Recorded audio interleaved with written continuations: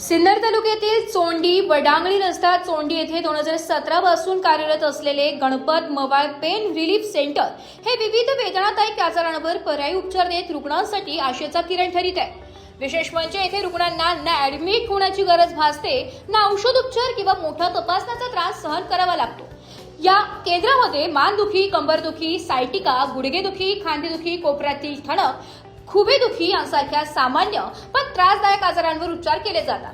तसेच लकवा, हातपायांना मुंग्या येणे, ताकद कमी होणे, डोके जड वाटणे अशा समस्यांवरही येथे उपचार उपलब्ध असल्याचं सांगण्यात आलंय। तपासणी आणि उपचार एकाच वेळी ही या केंद्राची खासियत मानली जात आहे। एक्स-रे किंवा MRI सारख्या महागड्या तपासण्यांशिवायच रुग्णांवर उपचार केले जातात। शिवाय घरगुती पद्धतीवर आधारित उपचारामुळे रुग्णांना तात्काळ आराम मिळतो, असे केंद्राचे प्रमुख गणपत मवाळ यांनी व्यक्त केले। एकदा येथे उपचारासाठी आला तर वेदना विसराल असा विश्वासही केंद्राच्या माध्यमातून व्यक्त केला जातोय। ऑपरेशनची गरज नाही, तसेच इतर तपासण्यांची कटकट टाळून रुग्णांना सहज आणि जलद उपचार देण्याचा प्रयत्न येथे केला जातोय। दरम्यान या केंद्रातून अनेक रुग्णांनी आपले आजार कमी झाल्याचा अनुभव सांगितला असून त्यांच्या सकारात्मक प्रतिसादामुळे या सेंटरची लोकप्रियता दिवसेंदिवस वाढत आहे। गणपत मवाळ यांच्या कार्याची दखल यापूर्वीही विविध स्तरातून घेण्यात आली असून त्यांना महाराष्ट्र बिझनेस आयकॉन अवॉर्ड प्रदान करण्यात आलाय। तसेच आयुष मंत्रालयानेही त्यांच्या कार्याची नोंद घेतल्यामुळे या केंद्राच्या विश्वासार्हतेत भर पडली आहे। एकूणच पारंपरिक उपचारांना पर्याय म्हणून गणपत मवाळ पेन रिलीफ सेंटर सिन्नर तालुक्यात वेगळा ठसा उमटवत असून वेदनामुक्त जीवनाची आशा शोधणाऱ्या रुग्णांसाठी हे केंद्र महत्त्वाचे ठरत आहे। नमस्कार, मी गणपत मवाळ। प्रेरणा ही स्वतःच्या आजारापासून तयार झालेली आहे। ज्यावेळेस मला स्वतःला मानेचा आजार असेल, कमरेचा असेल किंवा गुडघेदुखीचा असेल, गुडघेदुखीमध्ये मला भयंकर असा त्रास होता। त्यामध्ये स्वतःला चालता येत नव्हतं, दुसऱ्याच्या आधारानं चालावं लागायचं। तर अशा अवस्थेमध्ये मी आणि आमच्या फॅमिली डॉक्टरांकडे गेलो असून, सिन्नरला गेलो असून आणि उपचार करून बघितले, औषधं खाऊन पाहिले, तर औषधाने मला कुठल्याही प्रकारचा फरक पडत नव्हता। मी इथं फॅमिली डॉक्टरांकडून काही इंजेक्शन घेऊन बघितले, तर त्यांनी मला चक्कर आले आणि घाम पण आला। अशा अवस्थेमध्ये तर मी घरी येऊन काही प्रयोग केले। त्या प्रयोगामध्ये माझा गुडघा जो मला चालता येत नव्हता ती पळायला लागलो आणि माझी गादी फाटली होती गुडघ्याची। तर त्यानंतर मी जे प्रयोग केले तर ते काही आमच्या स्थानिक त्या ठिकाणी शेतीमध्ये काम करणारी एका महिला होती, ती 4 वर्षापासून तिचं दुखत होतं आणि ती अनेक डॉक्टर भगत बाबा करून तिने थकली आणि अशा अवस्थेमध्ये तिला मी त्यांच्या घरच्यांना पटवून सांगितलं की तुम्ही आमच्याकडे या आणि उपचार करून बघा। मी तिच्यावरती उपचार केला, प्रथम प्रयोग केला। त्या प्रयोगामध्ये ती बाई एक सक्सेस ठरली आणि ती फक्त मुलं सांभाळण्यासाठी आणली जायची आणि त्यानंतर ती जेव्हा 4-5 दिवसानंतर आमच्याकडे आली त्यावेळेस ती स्वतः चालत होती। तिच्या चेहऱ्यावरचा जो आनंद होता, हा आनंद मला कुठेतरी मनामध्ये खुणगाठ बांधली आणि आपण असाच आनंद दुसऱ्यांच्या चेहऱ्यावरती देऊ शकतो। यानंतर मी व्यावसायिक वाटचालीला सुरुवात केली। सुरुवातीला मी फेसबुक, इंस्टाच्या माध्यमातून, सोशल मीडियाच्या माध्यमातून छोटीशी जाहिरात टाकली आणि त्या जाहिरातीला मला प्रतिसाद मिळाला। जवळचेच माझे सांगवी गावातील शेतकरी अशोक घुमरे यांचे जे 4-5 पेशंट मला पाठवले आणि त्याच्यापासून जी माझी सुरुवात झाली ती आजतागायत चांगल्यापैकी चालू आहे। अनेक रुग्ण, हजारो रुग्ण माझ्याकडून उपचार करून गेले। मणक्याचे आजार आणि नसदाब यावर आपण कुठल्या पद्धतीने उपचार करतो? मणक्यांचे आजार आणि नसदाब, आता त्याला आपण डिस्बल्जिंग असं म्हटलं जातं। तर डिस्बल्जिंग मध्ये 2 मणक्यांमधली गादी सरकते आणि ती आपल्या नर्व्ह सिस्टमवरती दबाव देते। तर त्याच्यानंतर हाताला मुंग्या येणं किंवा पायाची ताकद कमी होणं असे वेगवेगळे प्रकार असतात।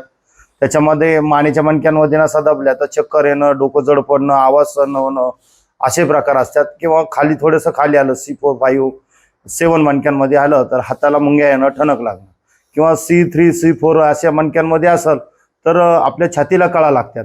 असे वेगवेगळे प्रकारचे लक्षणं असतात, ती आपल्याला सहजपणे लक्षात येतात। जरी एक्स-रे MRI जरी नसला तरी आपण माणसांच्या हालचालीवरून ते लक्षात येत आहे। शोल्डर पेन असन, आपला शोल्डर डिस्लोकेट होणं किंवा शुगरमुळं जर शोल्डरचा पेन तयार होत असेल तर तो बी आपल्याला सहज पद्धतीनं घालवता येतो। दुसरी गोष्ट, पाठीच्या मणक्यांमध्ये असन, पोटाला ठणक लागतो किंवा चमका निघतात।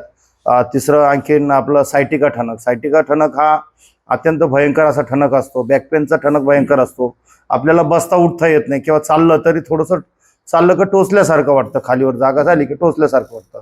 तर असा पेन आपल्याला ऑपरेशन, प्रत्येक डॉक्टर हा ऑपरेशन सांगतो किंवा गोळ्या औषधं घेऊन बघा, एक्सरसाइज करून बघा. तर हे सर्व करून पण पेशंट थकलेला असतो. तर त्याला माझ्याकडं एक विशेष टेक्निक आहे. व्हायब्रेशन मशीनद्वारे ती डिस्क जागेवर सेट झाली की नस मोकळी होती, नसेवरचा दबाव कमी झाला का ठणक थांबून जातो. काहींना एका सेशनमध्ये फरक पडतो, काहींना 2-4 वेळेस यावं लागतं. तसं हिप जॉईंटचा जो बॉल आहे हा बऱ्याच व्यक्तींमध्ये काय होतं, डायबिटीजचे म्हणजे डायबिटीजची औषधं असतील किंवा स्टेरॉइड, आपण कोरोनासारख्या महामारीमध्ये जे स्टेरॉइड घेतले त्याच्यामध्ये बऱ्याच जणांचे बॉल ही लॉक झाले. काहींचे दारू पिल्यामुळे झाले, काहींचे अल्कोहोलिक याच्यामुळे झाले. तर ते बॉलला रक्तपुरवठा होत नाही आणि रक्तपुरवठा नाही झाला की बरेचसे डॉक्टर सांगतात की तुम्ही आराम करा, विश्रांती करा. आणि याच ठिकाणी त्या पेशंटची एक डिस्क किंवा तो जो बॉल आहे तो बॉल लॉक होण्याला सुरुवात होते आणि त्याची हालचाल कमी होऊन बॉलची झीज पण मोठ्या प्रमाणात वाढते. तर त्या ठिकाणी आम्ही बॉलला विशेष व्हायब्रेशन आणि इलेक्ट्रोमॅग्नेटिक अशा वेगवेगळ्या थेरपी देऊ. त्या बॉलला झालेला जो रक्तपुरवठा, कमी झालेला रक्तपुरवठा तो वाढतो आणि तो वाढला की आपलं बॉल परत चांगल्या पद्धतीनं काम करायला सुरुवात करतो. असे भरपूर पेशंटचे आपण हिप जॉईंट बॉल हे वाचवले जातात. त्याच्यामध्ये ऑपरेशन केल्यानंतर बरेच सारे तोटे पण असतात, कारण एखादा इंच वाढतो किंवा एखादा इंच कमी होतो किंवा तो बॉल हा सूट पण होत नाही.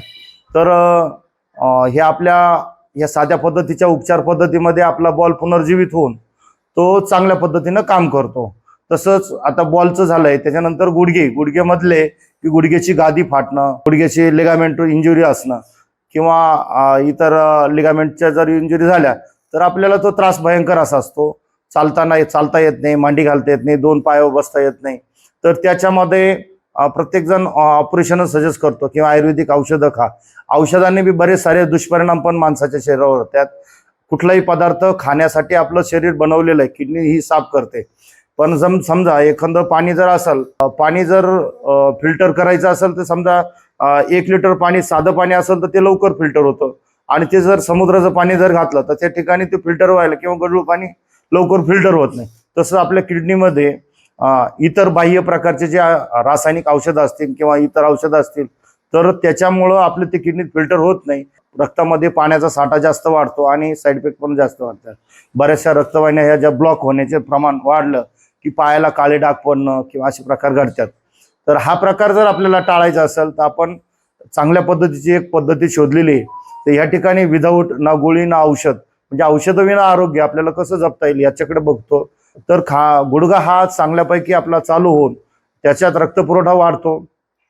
जसं आपण एखादं बॉडीचं शरीर असेल, आपलं प्रत्यक्ष जर समजा हे बोट मोडलेलं असेल आणि त्या ठिकाणी बसून सेट जर केलं तर त्या ठिकाणी रक्तपुरवठा वाढतो आणि शरीर आपलं नॅचरल पद्धतीनं तो सांधा परत पुनर्जीवित होऊन आपला चालतो. तसंच खास गुडघ्यामधले अनेकांना प्रश्नही पडेल असेल की गुडघ्याची झीज झाली, गादी फाटली आणि ती परत कशी तयार होऊ शकते. तर ती बॉडी आपोआप कन्वर्ट करते.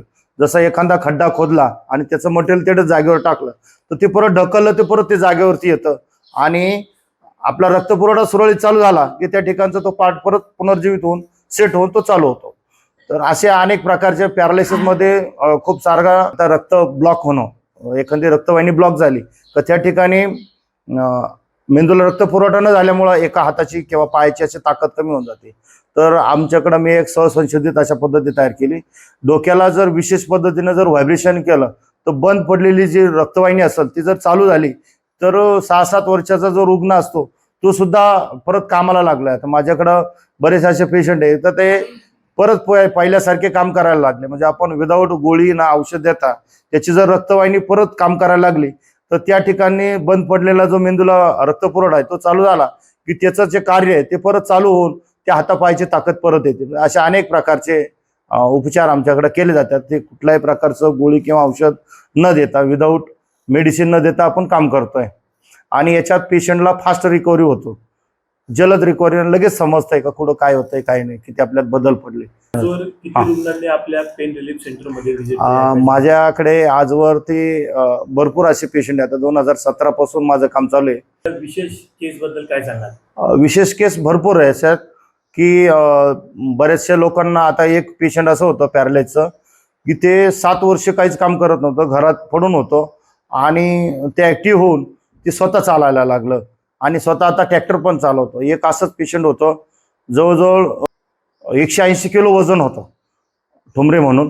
तर त्याचं MRI मध्ये सुद्धा बसत होतं नाशिकच्या, आणि ते मुंबईच्या MRI मशीनमध्ये बसलं. डॉक्टरांनी त्यांना ऑपरेशन सांगितलं. ऑपरेशन सांगितल्यानंतर याची गॅरंटी काय देता येणार नाही. ते पेशंट माझ्याकडे आलं आणि आश्चर्याचं म्हणजे त्याला 4 जण धरायला लागायचे, कारण वजन भरपूर होतं.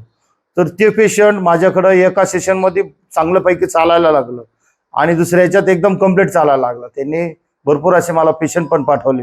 असे अनेक किस्से आहेत. तर गुडघ्याचे पण भरपूर पेशंट आहे, ज्यांना चालताच येत नव्हतं ते चांगले चालायला लागले, असे भरपूर आहे. आजच्या तरुणांमध्ये मानदुखी असेल, कंबरदुखी असेल, पाठदुखी असेल, बरोबर. असे अनेक आजार उद्भवत आहेत. हां. काय मुख्य कारण आहे? मुख्य कारण असं आहे की आपलं मोबाईल जे बघतोय आपण, मोबाईल बघणं किंवा इतर झोपल्या टीव्ही बघणं, असे जे प्रकार असतो, किंवा चुकीच्या पद्धतीनं गाडी चालवणं. बऱ्याचशा पेशंट हे आपण सरळ बसलं पाहिजे. थोडक्यात काय, आपला कान, खांदा आणि कंबर हे जर तिन्ही एका रेषेत असले तर आपल्याला हा आजार होतच नाही. दुसरी गोष्ट, कुठलंही वजन उचलताना पाठीचा मणका सरळ ठेवून, गुडघ्यांमध्ये, मांड्यांमध्ये वाक देऊन, मांडीचे स्नायू हे मजबूत असतात, त्याच्यावरती लोड घेऊन जर आपण वजन उचललं गेलं तर आपल्याला हा त्रास होत नाही. दुसरं आणखीन आहे, गुडघ्याचे डिस्क का सरकते, का फाटते, तर याला बऱ्याचशा वेळेस आपल्याला सवय नसते. ज्या वेळेस आपण एखादा जिना चढतो किंवा काही वजन घेऊन आपण चढउतार करतो, अशा अवस्थेत जर आपला पाय स्लिप झाला किंवा शिडी चढत असताना आपण एक कानी जर चालल्या गेलो तरी आपल्या गुडघ्याची गादी किंवा लिगामेंट फाटण्याचा धोका जास्त असतो. बऱ्याचशा गोष्टी ह्या ॲक्सिडेंटली पण घडतात.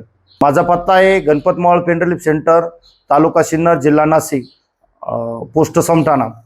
तुम्ही या पत्त्यावरती, माझा नंबर आहे, मोबाईल नंबर 9850 42 62 31, या नंबरवरती संपर्क साधू शकतात. साधा हाय मेसेज पाठवला तरी येतो. व्हॉट्सअप जर कॉलिंग असेल तर त्याला बी मेसेज पाठवला जातो. ब्युरो रिपोर्ट, नाशिक लोकशाही न्यूज, नाशिक.